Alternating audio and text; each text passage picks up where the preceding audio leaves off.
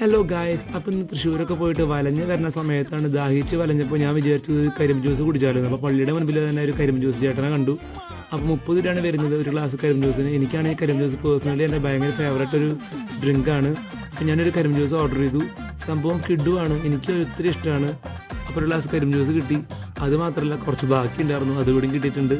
സംഭവം കിഡുവാണ്, എനിക്ക് ഭയങ്കര ഇഷ്ടമാണ് കരിമ്പ് ജ്യൂസ്. ഈ വേനലിലൊക്കെ നല്ല ചുട്ടുകൊള്ളുന്ന വേനലിൽ ഒരു ഗ്ലാസ് കരിമ്പ് ജ്യൂസ് തണുത്തത് കിട്ടുന്നത് ഒരു ഭയങ്കര വേറെ ലെവൽ ഫീലാണ്. എന്തായാലും കിട്ടിയ താമസത്തിൽ ഞാൻ വലിച്ചു കുടിച്ചിട്ടുണ്ട്. സംഭവം ഈസോഫാഗസിലൂടെ പോകുന്നൊരു ഫീല് എൻ്റെ പൊന്നോ ഒരു രക്ഷയില്ല, വേറൊരു ലെവൽ ഫീലാണ്. എനിക്ക് ഭയങ്കര ഇഷ്ടമാണ് കരിമ്പ് ജ്യൂസ്.